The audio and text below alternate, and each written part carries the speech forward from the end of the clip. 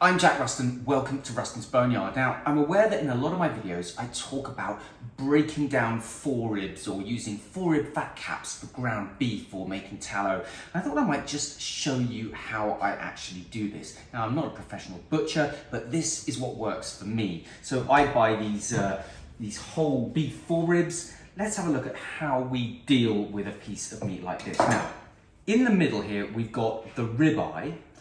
Then we've got back ribs on the back and a fat cap sitting on top.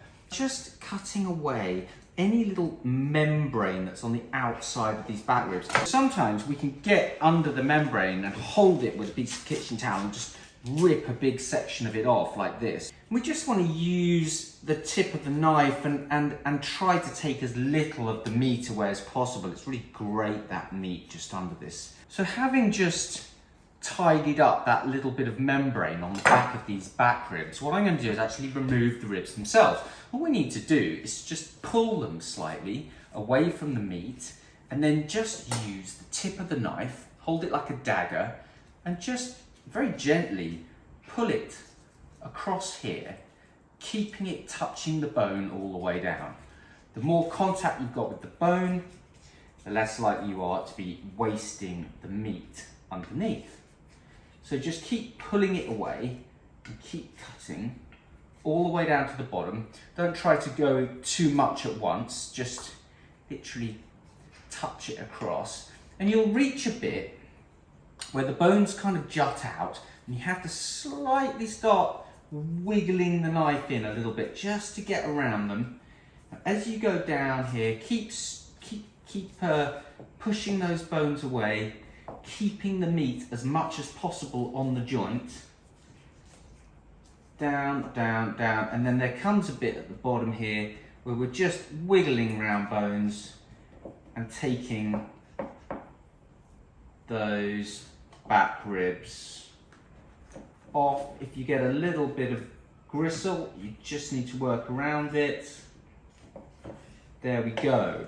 So now we have our fat cap and our ribeye and a section of back ribs. Now, what to do with these? Well, we can roast them just like this, or in fact, what I'm going to do with this particular piece is I'm just going to strip it down. So we can just use the boning knife to just go down the edges between the bones, trimming them up. You've got these great sections in between. And then where you get a bone like this, you can just take bits off, and this is all going to go to ground beef. The bones themselves, roast them in the oven for, quite a high temperature for a good sort of hour or so, and then make bone broth. It's a great thing to do with them. So we can keep those as well, or give them to a dog. So here we go, look, we've got this great trim off our back ribs and we're just going to put it all into our bowl, which is going to go for grinding. Now, what about this fat cap? So, we need to be a bit careful here. We don't want to rip the spinalis dorsi muscle off the ribeye. So we're just looking at where the butcher has removed the paddywhack and we're just pulling this off. And you'll find it comes away pretty easily. You might not even need to use a knife, but if you do find any bits that just are giving you some resistance, you can just draw the knife across like this and just separate it. Now, some people like to leave this wedge of fat at the end here on the ribeye. In fact, I'm going to take it off this time, and I'm going to give myself that sort of typical round ribeye shape as a result. So I'm just working off. This is coming away really easily. I don't even need a knife. I'm just using my hands to pull the cap off all the way down. And I'm just going to be careful as I separate it not to actually just start ripping meat off that very sort of tender part of the ribeye. So where it's attaching here, I'm just going to go through very gently with the knife and just separate it away like this. There we go, and literally just little touches and it's just going to come off. So there we go. So now we've got this fat cap here with a load of bits of kind of briskety meat. So let's put our ribeye to one side. and work out what we're going to do with this. Now, this one isn't excessively fatty, so sometimes you get a very big thick wedge of fat. You might want to separate some of the thicker bits and just make pure tallow out of those. But actually, you know, I like my ground beef fatty. I'd probably be happy to put this one through as it is. There's only one section where it's really a bit thicker, and there's not much in it.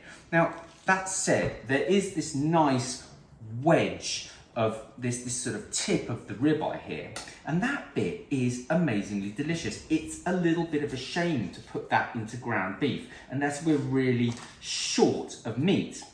So what we're going to do is just take that off, and that makes lovely little delicious bits of steak. If I cut this into sections like this, I can pan fry these, and they're absolutely delicious. If you don't want quite so much fat, trim a bit off, put it into the ground beef. But I love these little sections, these little medallions that I'm going to cut from here. These are super, super tasty. That one's a little fatty, so let's just trim him down a little bit. Got a block of fat there.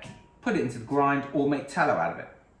In fact, if you are making tallow, it's worth grinding the fat first, because you get much more tallow rendering out if you grind that fat down before you heat it. And here we've got this big section which can just be ground, and what we'll probably want to do is to just cut it into some slightly more manageable chunks for the grinder. Grinders always work better if you feed in, you know, thinner strips rather than having to really kind of, you know, go to town trying to grind something that's much too thick. That said, if you've got some genius professional butcher's electric grinder, then it can probably grind a whole buffalo.